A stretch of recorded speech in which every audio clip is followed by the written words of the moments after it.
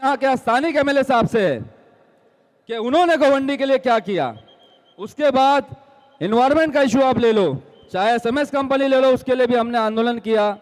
चाहे देवनार के अंदर इंसिनेटर जो आया है जिसमें 500 केजी पर आवर्स में जो मरे हुए जानवर होते हैं उनको जलाया जाएगा।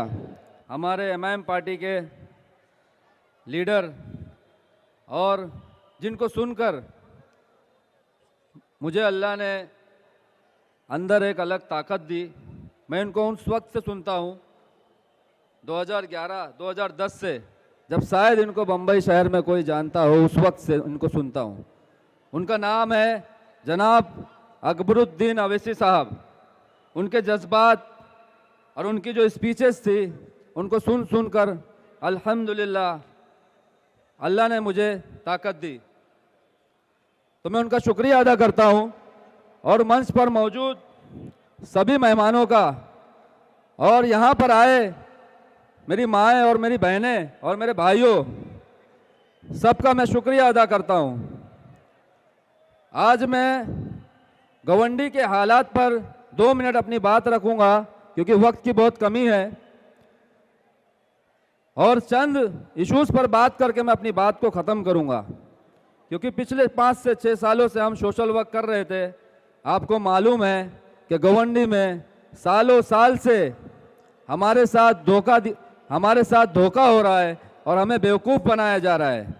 आपको मालूम है कि चाहे हॉस्पिटल हो, चाहे स्कूल हो, चाहे लाइब्रेरी हो, चाहे एनवायरनमेंट की बात हो, एसएमएस कंपनी हो, या चाहे देवनार डंपिंग के अंदर वेस्ट टू एनर्जी प्लांट हो, या चाहे देवनार के अंदर जानवरों को जलाने वाली चिमनी हो, उसके अलावा भी बहुत सारे ऐसे इशू है जिस पर हमने काम किया और हमने आवाम के सामने उन इश्यूज को लेकर आए।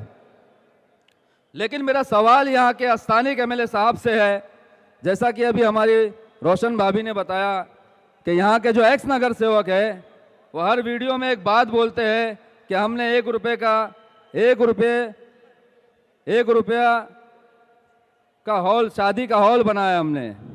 मेरा उनसे सवाल है, मेरे वार्ड से वो आए हैं लड़ने के लिए इलेक्शन, क्योंकि पिछली बार वो अपने वार्ड से हार गए।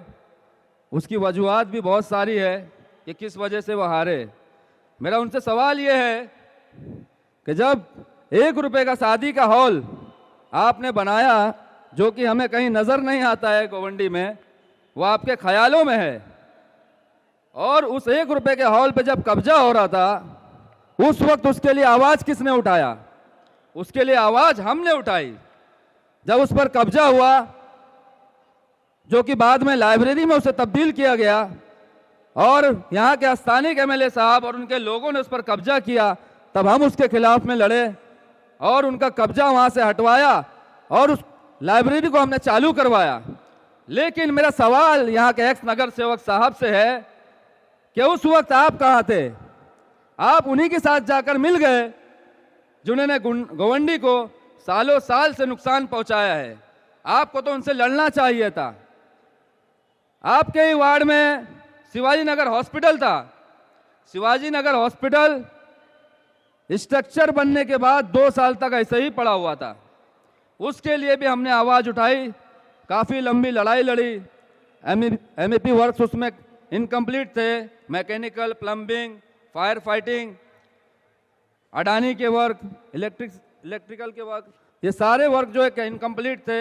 हमने उसके पीछे मेहनत करी और अल्हम्दुलिल्लाह आप लोगों को मालूम है कि शिवाजी नगर हॉस्पिटल जो है चालू हुआ। उसके बाद उनके ही वार्ड में शिवाजी नगर स्कूल था, जो सालों साल से एक खराब हालत में पड़ा हुआ था, जिसके अंदर नशा हो रहा था, जिसके अंदर बेचैन हो रहा था। उस स्कूल के लिए हमने, उस वक्त महाविकास अघाड़ी की सरकार थी, वर्षा गायकवाड़ एजुकेशन मिनिस्टर थी, उनसे हमने मुलाकात की और हमने यहाँ के हालात के बारे में, म्यूनसिपल स्कूल के हालात के बारे में बताया कि हमारे इलाके में 7वीं तक स्कूल है और बहुत सारे स्कूल ऐसे हैं जिनकी हालत बहुत ख़राब है, जहाँ बच्चों के लिए बेंच तक नहीं है और स्ट्रक्चर इस तरीके के हैं कि वो कभी भी गिर सकते हैं। उसके बाद उन्होंने एक टीम भेजी और उस टीम के साथ हमने सारे स्कूल्स का विजिट किया। उस मीटिंग में हमने उनसे एक रिक्वेस्ट की कि हमारे इलाके में 7वीं के बाद जो है 10वीं तक स्कूल नहीं है। चेंबूर में हमारे बच्चों को जाना पड़ता है क्योंकि गरीब इलाका है। हमारे इलाके में 7वीं के बाद फैमिली की कंडीशन नहीं होती कि वो 10वीं तक स्कूल अपने बच्चों को पढ़ा सके, जिसकी वजह से हमारे बच्चे जो हमारे ही छोटे भाई हैं, हम में से ही हैं, मैं खुद म्युनिसिपल स्कूल में पढ़ा हूँ, इसी शिवाजी नगर स्कूल में। 7वीं के बाद मेरी फैमिली की कंडीशन थी कि उन्होंने मुझे पढ़ाया आगे, मैं इंजीनियर बना, लेकिन मेरे ही कुछ साथ के लोग थे जो बेचारे मजदूरी में चले गए, सेल्समैनी में चले गए, गैरेज के काम में चले गए और कुछ नशा और क्राइम में चले गए। उसकी वजह ये थी कि कम उम्र में उनको एक बहुत बड़ा बोझ डाल दिया गया। जब उनकी पढ़ाई की उम्र थी, उस उम्र में उन्हें मजदूरी करना पड़ा, जिसकी वजह से बहुत सारे मेरे दोस्त जो है वो नशा और क्राइम में चले गए। तो मेरा सवाल ये है कि यहाँ के स्कूल के हालात जब थे, उस वक्त भी हमने आवाज़ उठाई और 10वीं तक अल्हम्दुलिल्लाह संजय नगर का स्कूल जो है आज 10वीं तक है। तो सबसे पहले एजुकेशन के लिए, चाहे हॉस्पिटल के लिए, यहाँ पर जो आवाज़ उठाई है वो यहाँ के आम लोग हैं। मेरा सवाल यहाँ के स्थानीय एमएलए साहब से है कि उन्होंने गोवंडी के लिए क्या किया।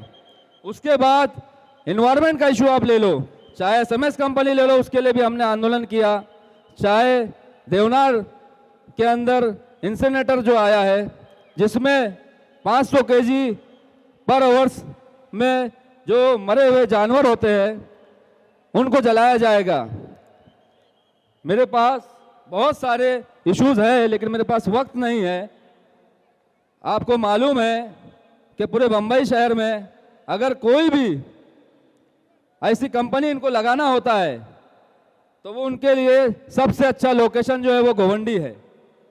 50 केजी का पर आवर्स का अगर इनको इंसिनेटर लगाना होता है तो ये उसे वर्ली में लगाते हैं, लेकिन अगर 500 केजी का इनको लगाना होता है तो उसे गोवंडी में लगाते हैं। जबकि कोर्ट का ऑर्डर था कि इसे बम्बई में कोई ऐसी जगह पर लगाओ जहां पर आबादी ना हो। इसी तरीके से एसएमएस कंपनी आपके सामने है जो दिन ब दिन हमारे लोगों की जान के साथ खेल रही है। उसके बाद डंपिंग के अंदर वेस्ट टू एनर्जी प्लांट आया है। इसी तरीके से बहुत सारे इशू हमारे इलाके में है जो यहाँ के आम लोग और उसके बाद एमआईएम पार्टी में वही आम लोग आज है। मेरा सवाल यहाँ के स्थानीय एमएलए साहब से भी है और मेरा सवाल यहाँ के एक्स नगर सेवक से है कि जब उनको लड़ना था यहाँ के स्कूल के लिए, जब उनको लड़ना था जो उनके ख्यालों में घूम रहा है 1 रुपये का, 1 रुपये में शादी का हॉल, उसके लिए लड़ना था। और जब उनको लड़ना था हॉस्पिटल के लिए, जब उनको लड़ना था एनवायरनमेंट के ऊपर, वेलफेयर फैसिलिटी के ऊपर, बाकी इशूज़ के ऊपर, तब वो अपनी लड़ाई से पीछे हट गए और उसी एमएलए के साथ जाकर मिल गए जिन्होंने हमें सबसे ज़्यादा नुकसान पहुंचाया और हमें गुमराह किया। 15 से 20 सालों से हमारे इलाके में वही इश्यूज है जो आज से 20 साल पहले थे। मेरी आप सबसे गुजारिश है कि आज भी हमारी माँ बहनें उन्हीं छोटे छोटे इश्यूज में उलझी हुई हैं, वो एजुकेशन और हेल्थ पे बात नहीं करती है। मैं अपनी बात को ख़त्म करता हूँ क्योंकि वक्त नहीं है। अकबरुद्दीन अवैसी साहब को पहली बार मुझे भी सुनने का मौका मिलेगा, मैं फर्स्ट टाइम उनको सुनूंगा और मैं ये चाहूँगा कि यहाँ के हालात के बारे में भी वो बात करें। और एक जो अफवाह उड़ाई जा रही है बीजेपी से गठबंधन की, वो अफवाह है मेरे भाइयों, उस पर ध्यान मत दो। एमआईएम पार्टी ही ऐसी पार्टी है और हमारे सदर साहब असदुद्दीन अवैसी साहब वो शख्सियत है और अकबरुद्दीन अवैसी साहब वो शख्सियत है, वो लीडर है, हमारे कायद है जो सबसे ज़्यादा अगर बीजेपी के खिलाफ कोई लड़ रहा है इस देश में तो एमआईएम पार्टी और हमारे सदर साहब है। मैं अपनी बात यहाँ पर कहकर खत्म